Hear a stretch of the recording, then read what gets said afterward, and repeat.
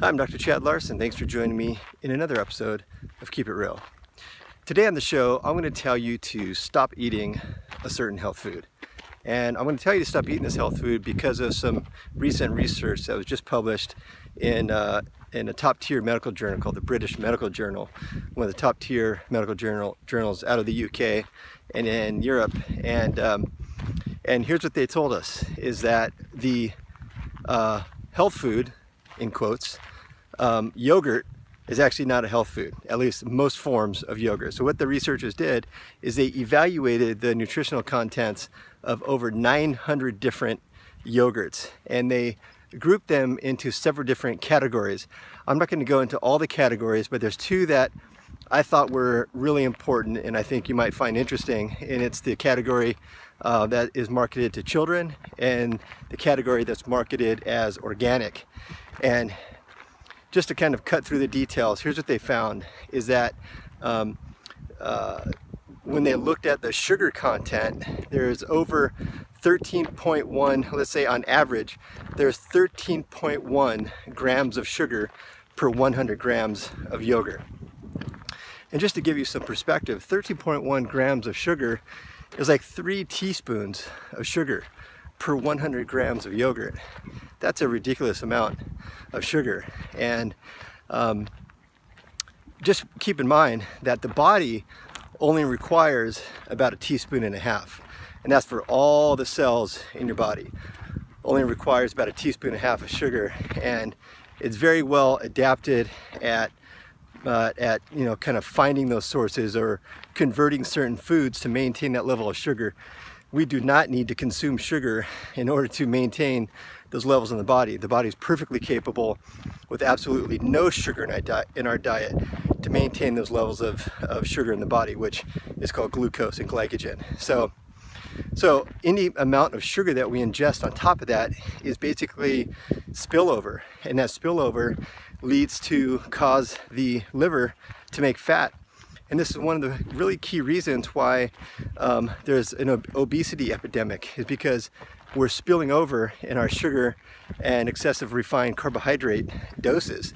And so the body's got to do something with it. It comes into the body is required to do something with it. And so if we're already topped off in our sugar content, which is done very, very easily, the rest of it's going to be spillover, and the body's going to turn it into fat and store it in adipose cells, fat cells. And so this is one of the concerns that we have with, something like 80% of the adult population considered either overweight or obese, and of children and adolescents, the number is climbing at very scary levels. And this is one of the reasons why, is because these yogurts are being marketed to children, and they have on average 13.1 grams per 100 grams of yogurt. And this isn't quite up there with soda, but it's up there. It's up there pretty high. Fruit juices also. So fruit juices, soda, and now we have to add to that list sugar-filled yogurt. Now there are some types of yogurt on the market that are considered low sugar. Unfortunately, it's less than 1 out of 10.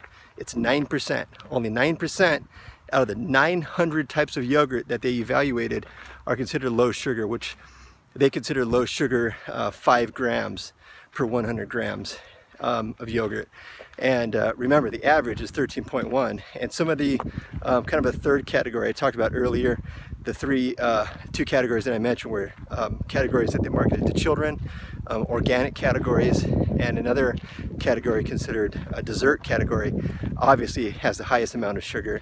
It goes up to 16.4 grams per 100 gram of yogurt, which is a totally ridiculous amount of sugar.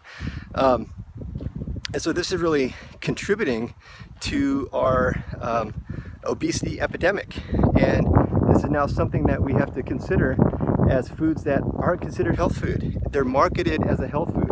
They're considered by most people to be health food, that you should have it every day, have it as breakfast.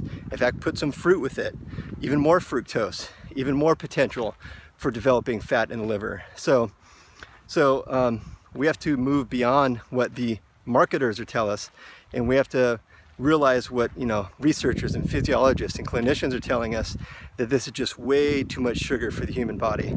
So it's very unfortunate that even these that are marketed as organic, and especially organic and marketed to children, have on average 13.1 grams of sugar. That's just ridiculous. And only 9% of the ones that they studied are considered low sugar. So it's so important to read the food labels.